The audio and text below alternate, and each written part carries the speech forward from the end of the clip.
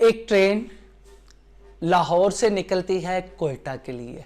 अब इस ट्रेन के रास्ते में बड़ी बड़ी बिल्डिंग्स आती हैं, खूबसूरत और लहलहाते खेत आते हैं, खूबसूरत वादियाँ आती हैं, दरिया आते हैं, बुलंदो बाला पहाड़ आते हैं, चटियल मैदान आते हैं। इन सब के आने के बावजूद ट्रेन अपनी मंजिल की तरफ गामजन रहती है। दोस्तों, यही मिसाल हमारी है।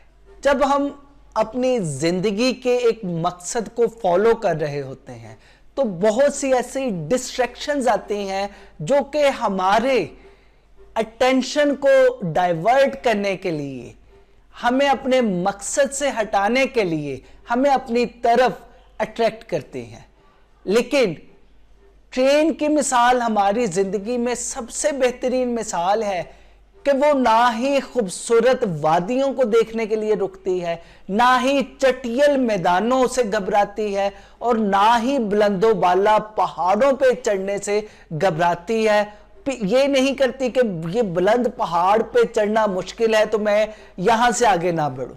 यानी ट्रेन जो है हर खूबसूरत चीज से भी फैसिनेट नहीं होती और हर मुश्किल से भी नहीं घबराती और अपनी मंजिल की तरफ गामजन रहती है और एट द एंड अपनी मंजिल पे पहुंच जाती है। दोस्तों, हमें भी ऐसा ही होना चाहिए।